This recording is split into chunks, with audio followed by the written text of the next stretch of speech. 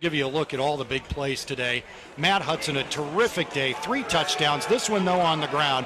The first of West Chambly's 3 touchdowns. A little end around off the left side gets him into the end zone. The junior from South Bend with a big day. Here's the play I mentioned that turned the game. The fumbled exchange on the handoff.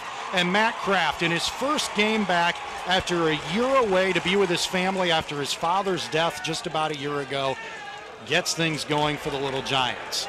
Hudson solid all day. This was a 4th down play that kept the drive alive. John Horn making a great catch. And then that set up this next play. Little Giant touchdown is Tommy Manborg, who had 120 yards rushing today, scores from 19 yards out. That was his longest scamper of the day. And the Little Giants were off and running with a 21-0 first quarter lead. This the first of 2 spectacular catches by Little Giant receivers. Chambly dropped it, picked it off his shoe tops, and scored the touchdown. And then Chambly completing the hat trick with another end around, this time to the opposite end of the field. He jogs in untouched, and the Little Giants continue to roll. This is one of the great plays of the day. Cody Lamond off a great play fake after a timeout out of a 2 tight end set, the first of his 2 touchdown catches of the afternoon. And wait until you get a load of his 2nd touchdown of the day. I think this is it right here to the back of the end zone. A spectacular one-handed grab. And Cody Lamond moves up into 9th place all-time on the Wabash career touchdown reception list. And then in a mop-up roll, the second-team offense gets marks of an absolute classic shootout. This is the end of the Little Giants' first drive of the day as Matt Hudson finds West Chambly. That was the first of Hudson's 3 touchdown tosses on the afternoon. The Giants decided they had had enough, and they put their foot on the gas. Matt Hudson to Cody Lamond, who was limited today with a groin pull but made the most of his time. Hudson then showing a flash of speed on a 4-yard scamper, and the route for the Little Giants was on. Hudson's 2nd touchdown toss. This was to a wide open Chad Sorensen on can booted a 22-yard field goal. And then the aforementioned Tommy Manborg, looking like he's running a practice drill, had a huge hole. Nobody touched him. He scampers in for the first of his 2 touchdowns on the day. Spencer Whitehead, who has had as much work as anybody in this young season, nails the first of his 2 field goals. And then a turnover here in the second half as Adrian Frederick picks off Mike Hermanson. That was one of Hermanson's only mistakes on the day. That led to a Whitehead's 2nd field goal of the afternoon. And A.J. Clare. And then the Wabash 2nd unit getting into the action as freshman running back Nathan Walters takes it in for the score.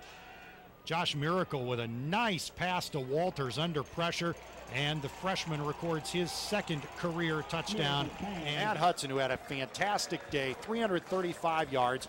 This is one of his 3 touchdowns to Brady Young. He was one of 3 Wabash receivers running wide open all day, catches it in the middle, turns it upfield, and records his first touchdown. And he scores. The Little Giants, however, would come right back and eventually break the game open. Here is Matt Hudson rolling out to the right. They wore out the flats all day long.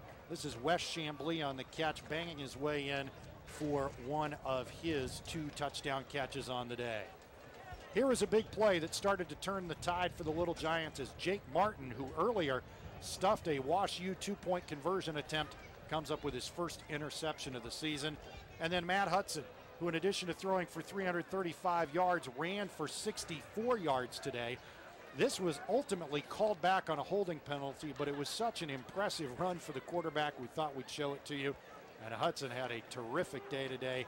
And then finally the Little Giants cap it off with Matt Hudson again finding West Chambly as he threads the needle through coverage, and the Little Giants put the final nail in the. Plenty of highlights to show you here from the first half, and we'll start with a big hit by Matt Kraft on tailback Corey Weber. This was a 3rd down and a yard play that snuffed Wittenberg's first drive.